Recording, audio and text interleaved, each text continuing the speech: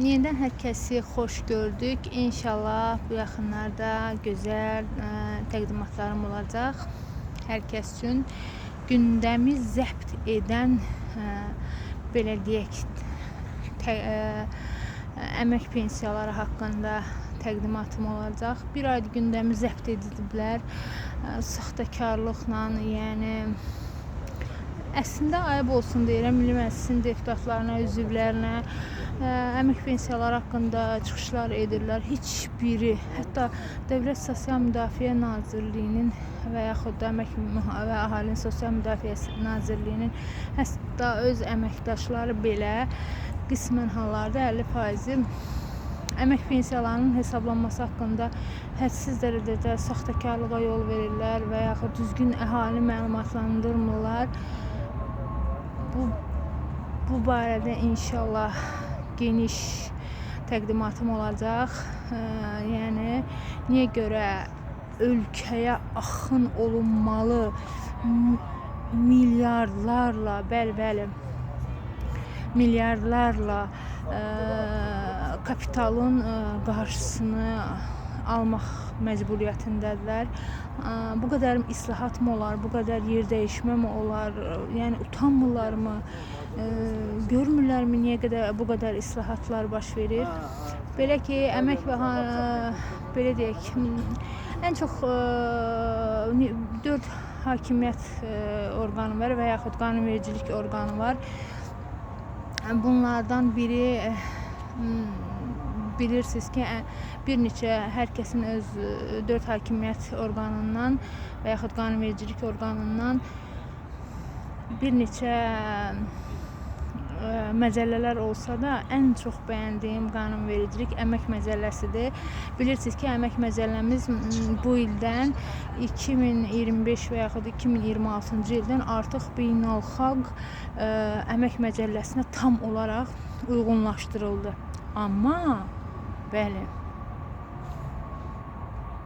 Amma əmək pensiyaları haqqında qanunumuz baxmayaraq ki 2017-ci ildə yenidən imzalanmış və yaxud qərar verilmişdi və yaxud dəyişdirilmişdi. İllərdir, hətta 2006-cı ildən beynəlxalq, ən əsas Avropa üzvü olduğumuz üçün, Avropa ölkəsi olduğumuz üçün iqtisadi cəhətdən, baxmayaraq ki, coğrafi cəhətdən əsas hissəsi 85%-dən çoxu Asiya ölkəsi hesab olunuruq, amma iqtisadi cəhətdən Avropa ölkəsi olduğumuz üçün bilirik ki, Avropa qanunlarına tam olaraq birəbir eynidir. Ən çox sevdiyim məcəllədir, ən çox sevdiyim qanunvericilikdir daha doğrusu əmək pensiyaları haqqında qanun.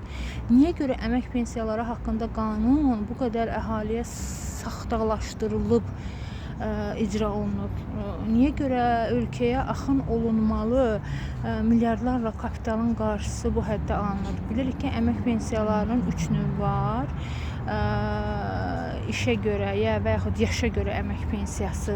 Əmək pensiyası dedikdə, əgər sən kapital var, sən və yaxud mən hər hansısa birimiz 1 manat da pul qoymuşuqsa və dövlətin işə götürəni ilə razı yola gedə biliriksə, belə deyək, dövləti idarə edən hüquqlu şəxslərlə iş münasibəti yarada bilmişiksə, fərqi yoxdur, istər nə qədər kapital qoymağından asılı olmayaraq və yaxud 1 manat belə kapital qoymusansa və əmək şəraiti yaratmısansa və niyə görə sənin əmək pensiyan düzgün hesablanmamalıdır? Bu həm əmək pensiyası dedikdə bilirik ki, əmək pensiyasının 3 növü var. 3 növü, onlardan biri yaşa görə əmək pensiyasıdır. Onlardan biri əlilliyə görə əmək pensiyasıdır və digəri isə Allah hər kəsin pensiyasını belə deyək təqaüdünü və yaxud əmək pensiyasını, fərqi yoxdur növünü özünə qismət etsin və bir də Allah qorusun ailə başçısını itirməyə görə əmək pensiyaları vardır. Həmin əmək pensiyası niyə görə vaxtında düzgün hesablanmamalıdır ki, miras olaraq güya kiminəsə ötürülməlidir. Belə deyək ki, yəni 3 növ əmək pensiyasının heç biri ölkədə ən azı heç kəsə nə təyin olunmasında, nə təyin olunduqdan sonra elan olunmasında heç bir halda düzgün deyil. Heç bir halda ən azı 75-80% əhalinin əmək pensiyası düzgün hesablanmayıb. Bu qədər saxtakarlıq nəyə lazımdır? Ayıb olsun bir daha deyirəm və yaxud xahiş edirəm Milli Məclis deputatlarından və yaxud üzvlərindən xahiş edirəm, bir daha bu şans sizə yaradılıb, başınızı papağınızı qarşınıza qoyun, fikirləşin ki, niyə görə əmək pensiya, daha doğrusu əmək məcəlləmiz də hətta beynəlxalq təcrübəyə uyğunlaşdırıldı və niyə görə əmək pensiyası illərdir beynəlxalq təcrübə ilə birəbir qanunvericiliyimiz eyni tərkibdədir. Və belə, əgər siz də hesab edirsiniz ki,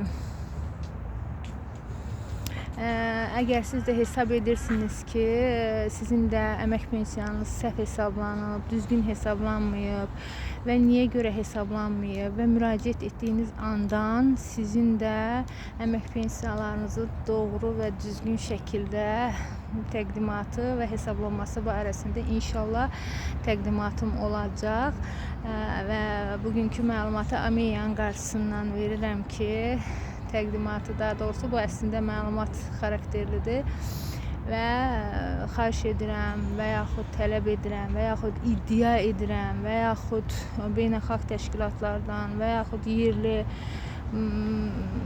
belə deyək aidiyyatı qurumlardan xahiş edirəm əhalinin əmək pensiyasını düzgün hesablayın, düzgün təqdimat verin, düzgün elan edin, düzgün çıxarışlar verin. Belə, əgər hər hansısa bir vətəndaş hesab edir ki, o əmək pensiyası almalıdır və 3 kateqoriyasından birini üzvüdürsə və yaxud hər hansısa bir nə vaxtsa, hər hansısa bir işə götürənlə iş münasibəti yaradıbsa, fərqi yoxdur. Bu öz təsərrüfatı ilə, öz işi ilə də məşğul ola bilər. Münasibəti olubsa, xahiş edirəm, müraciət etsinlər əmək pensiyalarının aidiyyatı, qeydiyyatda olduqları qurumlara müraciət etsinlər və yaxud yaşayış yerləri üzrə müraciət etsinlər. İnşallah yaxşı, yəni belə deyək, işlər olmalıdır. Amma fevral ayında gözləyək görək. Demirlər ki, fevral ayından sonra əmək pensiyalarının hesablanması elan olunacaq. Görək nə dərəcədə düzgün hesablayıblar, nə dərəcədə bildirirlər ki, hiss olunmur əmək pensiyalarının hesablanması. Niyə görə hesablanma, düzgün hesablamırsınız ki, əmək pensiyalarının yüksəlməsini əhali hiss edə bilmir? Niyə inflyasiyanın qarşısını ala bilmir? Niyə ancaq reklam xarakterli daşıyır və qiymətlərin qaldırılması üçün təqdimatlar və çıxışlar verirsiniz? Ümid edirəm ki, ən az son 5 il pensiyalar haqqında bütün aidiyyatı dövlət qurumlarının əməkdaşlarının çıxışlarına belə deyək, video olaraq yükləmişəm hər birini. Ümid edirəm informasiya orqanlarından, televiziyalardan xahiş edib öz təqdimatlarını və yaxud çıxışlarını dəyişməyə, montaj etməyə çalışmayacaqlar. Bəli. Yəni montaj elədib yenidən güya bunlar da düz deyirmiş kimi əslində təqdimatları yenidən montaj etməyəcəklər.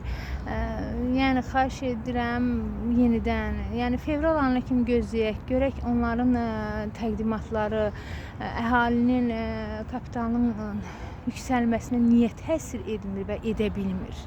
Niyə görə düzgün hesablamırlar ki, bu qədər belə deyək, islahatlar baş verir? İnşallah kim ki əgər ümumiyyətlə əmək pensiyasına görə fərqi yoxdur, elan və yaxud müraciət etdiyi andan müraciət etdiyi andan ona əmək pensiyası düşdüyünü hesab edirsə və təyin olunmalı olduğunu hesab edirsə və təyin olunmayıbsa və ya yaxud təyin olunubsa, düzgün təyin olunmayıbsa, niyə təyin olunmayıbsa və bu barədə inşallah yaxında təqdimatlarım olacaq. Amma bugün Ameyanın qarşısından bu məlumatı vermək istəyirəm ki, Ameya nə deməkdir?